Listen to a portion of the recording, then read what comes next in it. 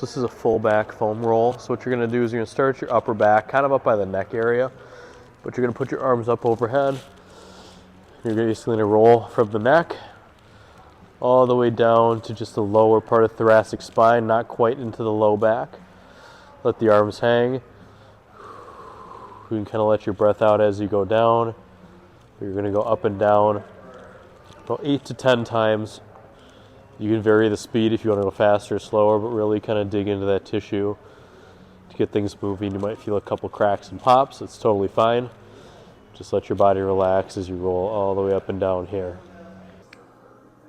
This is a foam roller snow angel. So what you're gonna do is you're gonna sit on a foam roller, lengthwise, tailbone's gonna go at the very butt end.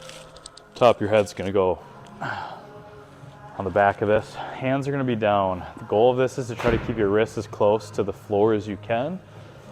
You're gonna go all the way up. Trying to keep your hands / wrists on the floor all the way to the top. And then you're gonna come all the way back down. If it gets really tight, as you're going up, the arms can't quite go there, still try to go all the way up and over the top.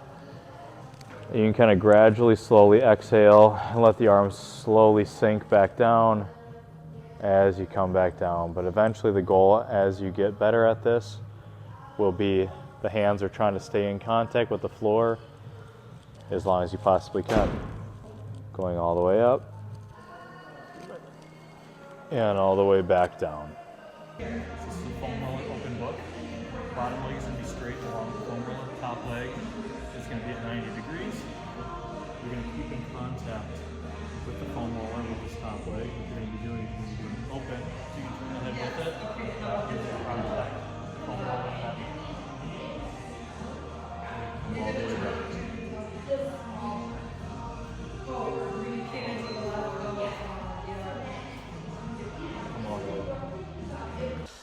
This is called foam roller thread the needle. Your hand is going to be down on the inside of the foam roller. Other hand is going to go behind this arm in front. This left arm, my left arm here, can bend a little bit to give you more thoracic rotation. But what you're going to do is you're going to slide and you're going to reach as far over as you can. Hold it for about a second at the end. And you're going to come back all the way back to the starting position. Roll out as far as you can. And come back. You're going to do that on both sides. So T-spine extension, hips are going to stay down on the ground, arch over the foam roller. You can go to a higher spot up, arch over kind of as far as you feel comfortable doing, come all the way back up. If you find a spot in particular it's a little tighter than another spot, you can kind of stay on that particular spot and continue to mobilize it. This is a banded wall airplane. What you're going to do here is you're going to grab a band, you're going to stretch it across the chest. Okay, I don't want the arms to come away from the chest, bands across the chest. Be in kind of a good golf posture. One foot's going to be on the back wall, the other foot's going to be on the ground. Head's going to stay neutral.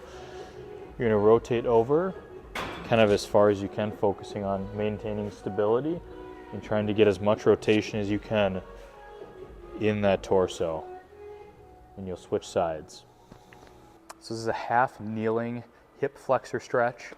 What I want you to focus on with this one is to do a posterior pelvic tilt initially. So what I want to do is I want to flatten this low back and kind of lock in that hip flexor at the origin so it can't move. Because if I don't do that, I can stretch my hip flexor like this. I'm not really doing a whole lot, okay?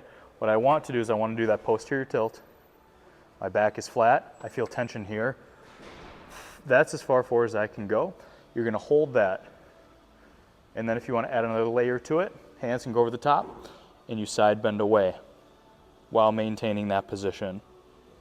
Then you're going to reset, shake it off, come back into it, do that posterior tilt, tucking those hips underneath, leaning forward, side bending into it. Do that a couple times, then switch sides. Golf club or towel, shoulder stretch. Reach behind your back like this, pulling up and kind of pulling that shoulder open in this position, not being rounded forward, but open, holding that, and then you're going to do the same thing with the top arm, pulling down, same thing, elbow's going to go high on this one, really kind of giving yourself a nice pull, statically holding that, and you'll do both sides. This one's called a sleeper stretch. So what you're going to do is this arm is going to be at 90 degrees, and I don't want your body rolled open like this. You're going to be kind of rolled a little bit closed, not falling forward, but almost perfectly stacked on top of yourself. Shoulders perfectly 90 degrees. And all you're going to do is you're going to kind of take this arm, and you're going to push it down into internal rotation to stretch that shoulder capsule, okay? Just going to hold this for about 30 seconds or so. It shouldn't be painful, but you should feel like it's doing a pretty decent amount of stretching in there. If it's painful, back off just a little bit, and you're going to return it back up. Same thing with the other side.